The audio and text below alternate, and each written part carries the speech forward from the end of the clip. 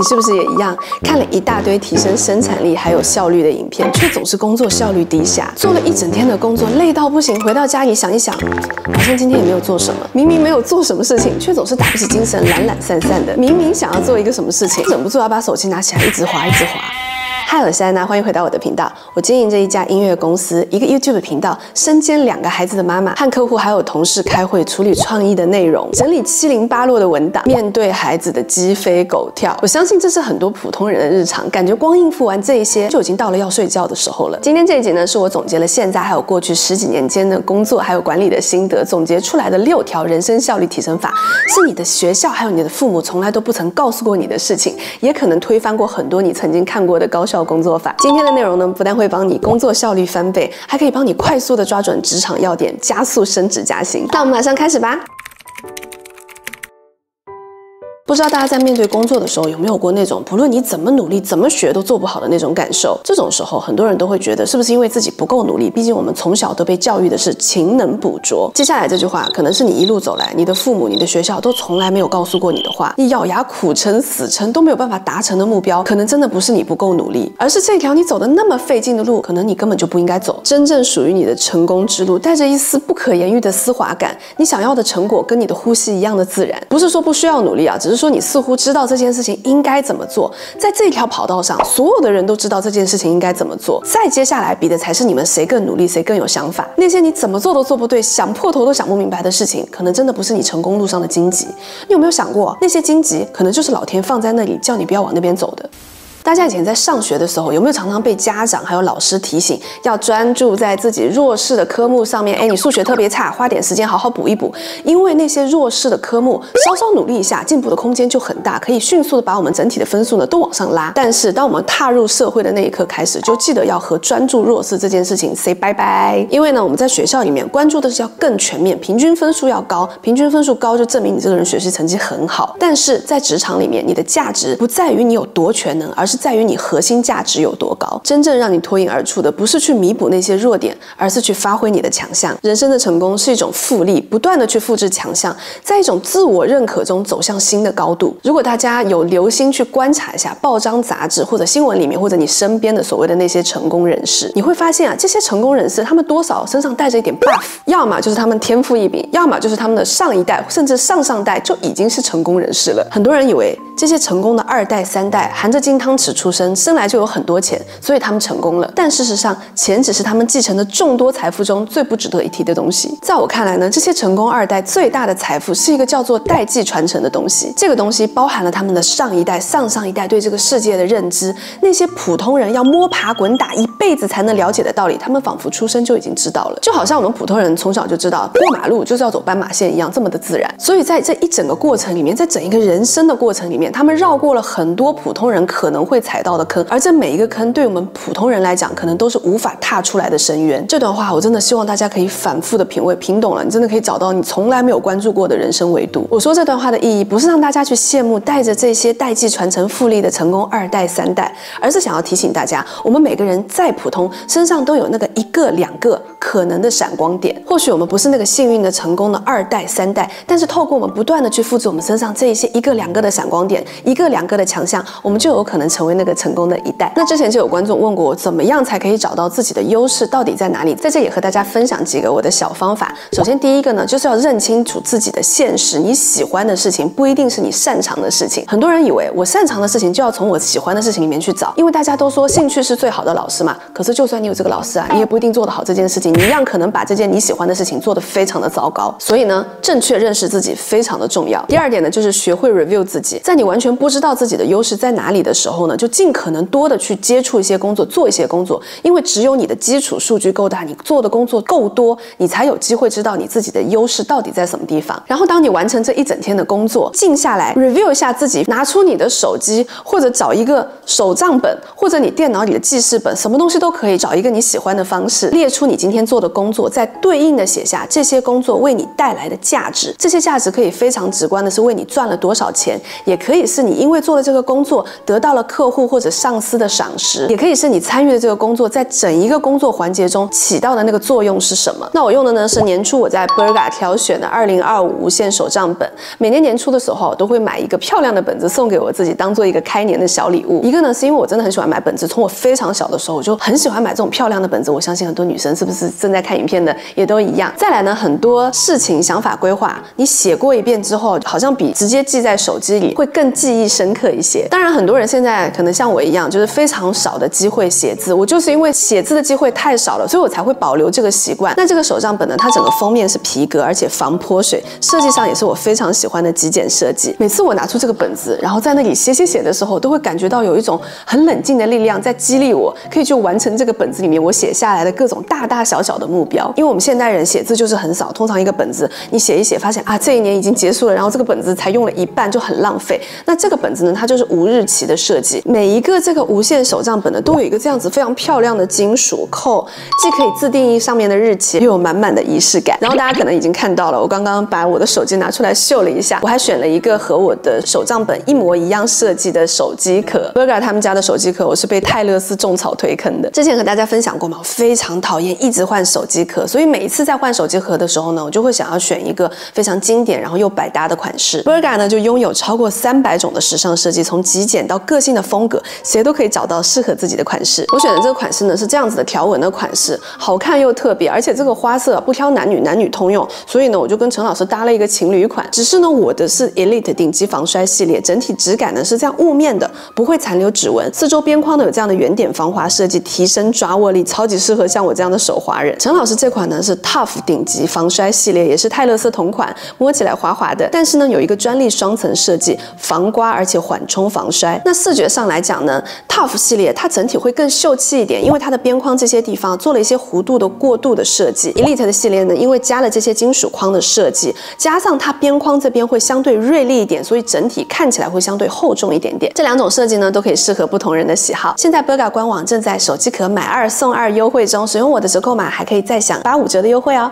那透过上面这样一系列的记录，不论是在你的手账本里面也好，还是在你的手机里也好，日积月累之后，你就会拥有一本你的工作价值账本。在这个账本里面，你就可以找到你擅长的工作是什么。第3个 tips 呢，就是善用82法则。有非常多的研究表明，我们80%的工作产能和价值都是诞生于20%我们最擅长的那些事情上面。所以在我们安排时间的时候呢，也要把我们80%的时间用在这20%最擅长的事情上面，而不是浪费在我们那些短板上面。那第4个呢，就是要在工作中也要善用正向暗示，不要经常把我不会做这个，我不擅长这个挂在嘴巴边上，而是告诉自己，我可以将我的工作精力用在我更擅长的事情上面。那如果你正在做的工作是你不得不面对的弱势的时候，那就要使用第5个 tips， 善用委托，学会委托。你可以学着用一些 AI 工具来辅助你，也可以付费把你的这一个工作外包给到更擅长的人去做。总之呢，就是要找到自己的核心优势，再把自己所有的资源都用在这些核心优势上面，你就会发现你的职场影响力不知不觉就提升了。第2条呢，就是管理饮食，少吃或者不吃甜食。大家没有想到吧，在提升工作效率的影片里面，居然可以看到饮食管理的内容。这一条真的是做起来不太需要太多的准备，是你现在立刻马上就可以决定开始要做的事情。来，我们来回想一下，今天早上大家的早餐吃的是什么？烧饼、油条、米浆，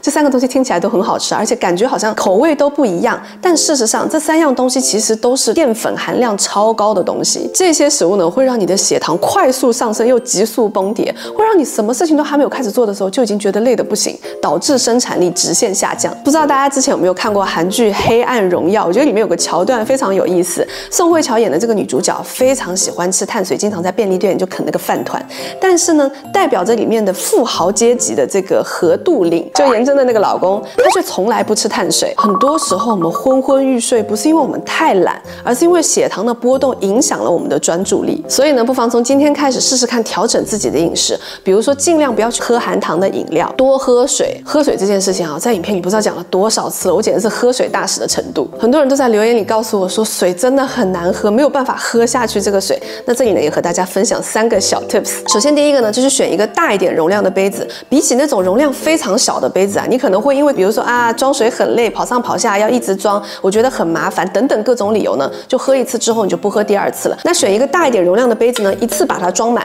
就可以帮忙你很好的完成喝水的目标。第二个呢，就是选一个你喜欢的设计的杯子，比起一个你不喜欢的花纹，一个赏心悦目的杯子啊，你会更愿意把这个杯子带在身边，进而多喝水。像我这个杯子上有好多的柠檬，看到就是有一种大太阳的感觉，看到心情就很好。哦，对，我这个杯子啊也是 Berga 的，没想到吧，他们家还有杯子。之前在影片里和大家分享过，喝水尽量少用吸管，因为很容易嘴巴旁边长皱纹。但是呢，这种大容量的杯子，偏偏大部分都是吸管杯。结果我最后在 Berga 找到了这样子，又是直饮又是大容量的杯子，700cc 的大容量可以满足我爱喝水的需求，而且带了直饮和吸管2种杯盖，满足不同人的喜好。第三点呢，就是在这个水里面加一些你喜欢的味道，比如说薄荷的味道或者柠檬的味道，让这个水尝起来有一些不同的风味。那除了要多喝水之外呢，其实在一些零食的选择上，也可以选择一些高蛋白的食物去代替那一些高糖的食物，比如说下午肚子饿的时候，用一些坚果去代替高热量高糖的杯子蛋糕。总之不论你选什么，就记得有一件事情，就是避开高糖，这样呢就可以避免我们的血糖大幅波动，减少疲劳的感觉。你会发现饮食真的可以影响脑力，用营养策略来提升我们的专注力，这几乎是你不需要花任何额外的成本就可以偷师的顶尖工作者的高效秘诀。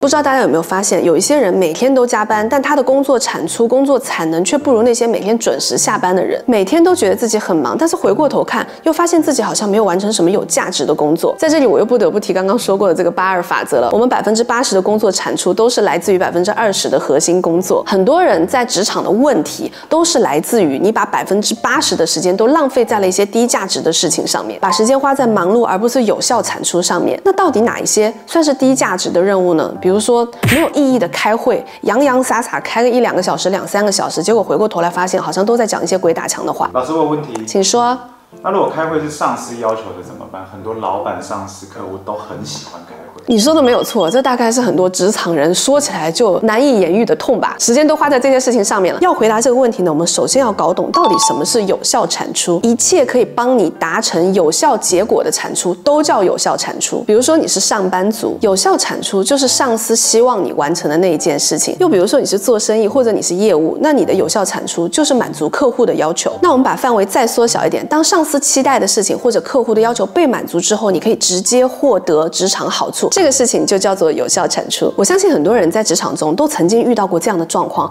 就是花了很多的时间，做了一大堆的努力，结果发现客户根本不满意，老板根本不是要这个东西。这个时候你可能会非常的气馁，但是如果仔细想一想，是不是从一开始你就没有搞懂他们真正要的事情是什么？所以呢，在我们开始一项工作之前，先去搞清楚我们的上司、我们的客户他们要的东西到底是什么？是数据吗？还是创意？还是设计？这个时候我的观众可能会说了，我的老板根本不会告诉我他要的是什么，他根本自己都不知道他自己要的东西是什么。这应该是很多人上班的时候会遇到的一个问题吧。大部分的客户、大部分的上司可能真的没有办法在一开始就说清楚自己要的那个东西到底是什么，这个就是你存在的价值啊。Netflix 有一部综艺，我真的推荐所有的职场人都应该去看，它叫《曼哈顿经纪人》。它里面有一个经纪人在带看客户的时候呢，不会直接问客户想要什么样的房型、什么样的户型，用生活场景去挖掘客户深层的诉求究竟是什么。当客户在说 A 需求的时候，往往可能藏着 B 的动机，而这个动机可能连他自己都未必知道。而当我们比客户都更清楚他的隐藏需求的时候，你不是职场大神，谁是职场大神啊？所以呢，在我们开始一项工作之前，尽可能多的去理解对方的需求究竟是什么，再去开始我们的工作，而不是一开始就盲目的去执行。这样呢，才可以让我们每一分的付出都有发挥它的价值。请大家记住，忙碌不是努力做，而是去做对的事情。大家在看一些提升效率的工作法的时候，是不是会常常看到番茄钟工作法，工作25分钟，然后休息5分钟？但是呢，事实上我们在职场工作的时候，不是在家里看书，常常会遇到非常多的干扰。比如说你去上班，刚刚坐下，才刚开始工作5分钟的时候，叮叮叮，来了一个客户的电话，然后你们就叭讲了半个小时，然后终于这个电话结束了呢，你的同事又来了，然后又跟你闲聊了5分钟、10分钟的八卦，原本就只有25分钟的工作时间被拆得支离离破碎。而且番茄钟的要义是你每一次被打断就要重新开始这25分钟。所以我个人是觉得在工作的时候，这个番茄钟工作法其实没有这么的好用。我个人比较喜欢的工作方法呢，是用我的工作成果去定义跟安排我的工作时间。比如我的工作计划通常会是在下班时间前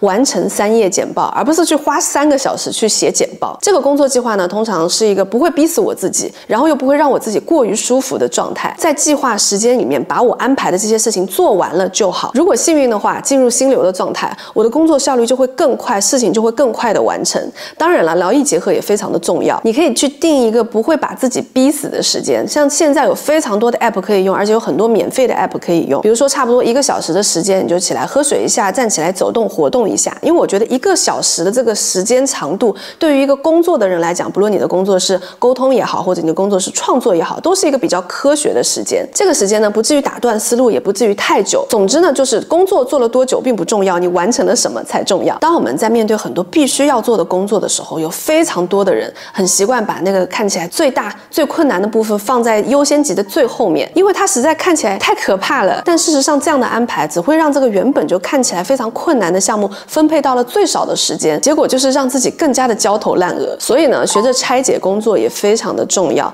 把这个大的项目、困难的项目分成一小块一小块一小块，一步一步的去完成。希望正在看影片的你可以记住，拖延只是你害怕未知的表现，但是当你还没有踏出那一步去试试看的时候，你永远不知道你会不会完成它，会不会战胜它。所以请你试试看，踏出第一步。